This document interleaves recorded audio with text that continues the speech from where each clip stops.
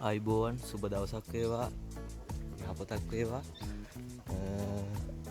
අපි අද ඇවිල්ලා ඉන්නේ අපේ කරවිල වගාවට දැන් මේකේ මං හිතන්නේ මේකට දැන් මාසයක් විතර ගත වෙලා තියෙන්නේ. එතකොට දැන් අපි උඩ මැස්ස හදාගෙන ගිහිල්ලා ඉවරයි. බොහොම සුළු ප්‍රමාණයක් තියෙනවා. එතකොට අද ඇවිල්ලා ඉන්නේ අපි මේකේ කප්පාදුව කරන්න. දැන් අපි ටිකක් ඉවර කරලා තියෙන්නේ මේකේ. ඔක්කොම පෙන්වන්න ඕන නිසා මම මේ ගත්තේ මේ වැඩේ රෙකෝඩ් කරන්න. මේ තියෙන්නේ වැල මැස්සට යනකල් හැදිලා තියෙන විදිහ. මේක කට්ටියට පේනවා ඇති පාර්ශ්වික අංකුර ඇවිල්ලා තියෙනවා. මේවා මේ තියෙන්නේ දියවැල් වගේ අර ප්‍රධාන වැලෙන් වෙන් වෙලා තියෙන ආපහු ඇවිල්ලා තියෙන රිකිල්.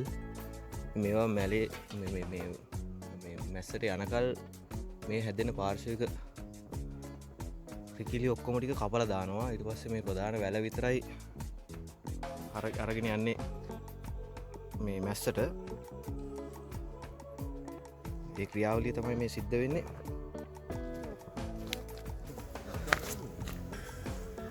මේ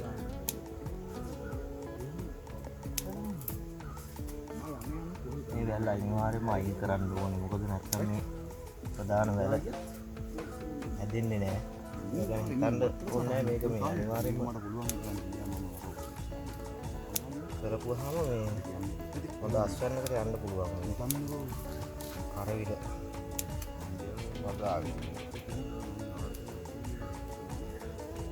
විමහන් වගාවක් මේ කරගෙන යන්නේ. අපි සම්පූර්ණයෙන් මේවා ඒකට අපි පාවිච්චි කරන ජීවමුද්‍ර එක යුදම්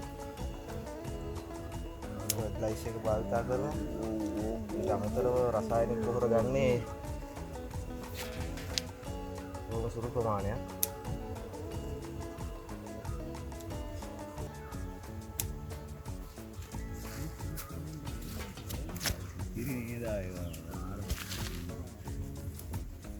මේවා අයින් කරන්න ඕනේ. ඒවා ගහ මුලටම දාගන්නවා.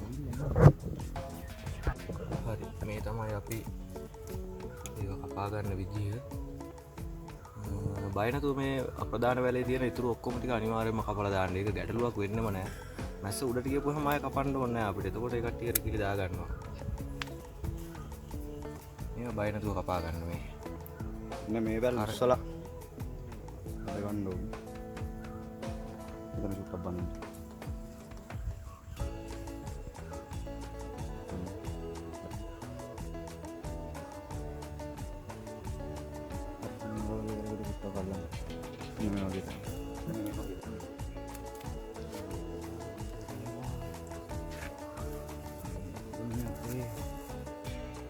මේ විදිහට තමයි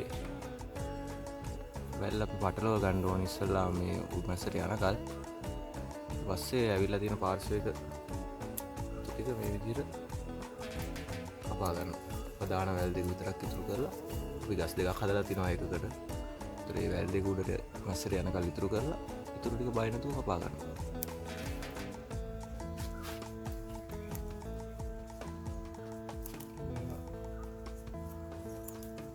බය වෙන්න එපා. මේවා කපුවා කියලා කිසිම ප්‍රශ්නයක් වෙන්නේ නැහැ. ඒවා ගහ මුලටම දාගන්න. වසුනක් විදිහට යොදා ගන්න පුළුවන් ඒ ටික. කොහොමත් ඒ පෝෂක ටික ආපහු අපි ඒ ගහටම දෙනවා. ඕගනික් ෆාමින් කියන එකේ ඒක තමයි මං හිතන කන්සෙප්ට් එක. එයාගේ දේවල් ටික එයාටම හදා ගන්න ඉඩ දෙන එක. මත්ත මේක බඳ ගන්න චුට්ටක්.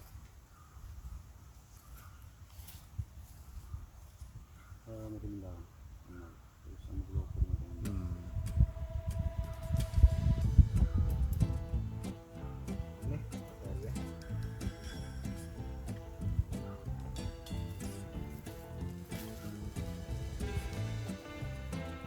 අපි ඉස්සරහට බලමු කොහොමද මේ වගාව ඉතුරු වැඩ ටික වෙන්නේ කියලා ඉවරලා. අද අපි ප්‍රධාන වශයෙන්ම කියන්න ඕනේ මේ කප්පාදු කරන එක යටින් තියෙන පාර්ශ්වික වැල් ටික කපලා අයින් කරන එක. ඒක අනිවාර්යයෙන්ම කරන්න. ඒකට බය වෙන්න එපා. එහෙනම් ඔයාලා වගා කටයුතු සාර්ථක කරගන්න කියලා ප්‍රාර්ථනා කරනවා. සුබ දවසක් වේවා. යහපතක් වේවා ඔබ සියලු දෙනාට.